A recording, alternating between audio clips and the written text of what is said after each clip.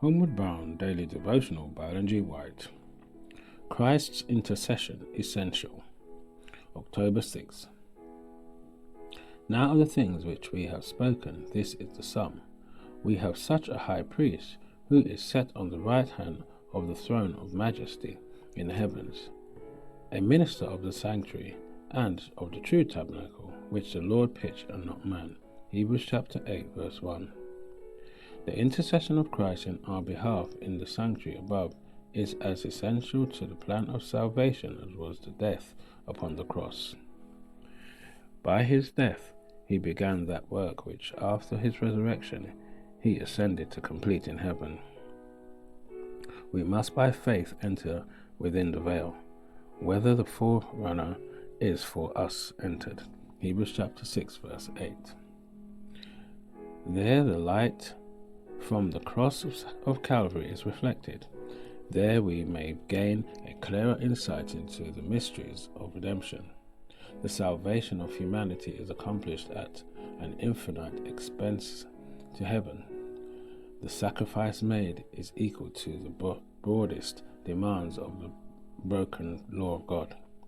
Jesus has opened the way to the Father's throne, and through his mediation, the sincere desire of all who come to him in faith may be presented before God.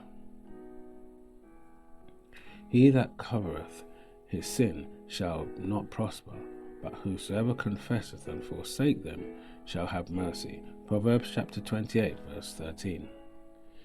If those who hide and excuse their faults could see how Satan exults over them, how he taunts Christ and the holy angels with their course, they would make haste to confess their sins and to put them away. Through defect in character, Satan works to gain control of the whole mind, and he knows that if these defects are cherished, he will succeed.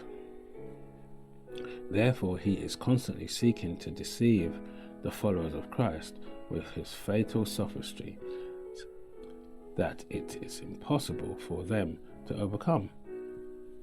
But Jesus pleads in their behalf, his wounded hands, his bruised body, and he declares to all who would follow him, my grace is sufficient for thee. 2 Corinthians chapter 12, verse 9. Take my yoke upon you, and learn of me, for I am meek and lowly in heart, and ye will find rest unto your soul. My yoke is easy, and my burden is light. Matthew chapter 11, verse 29 and 30. Let none then regard their defect as incurable. God will give faith and grace to overcome them. We are now living in the great day of atonement.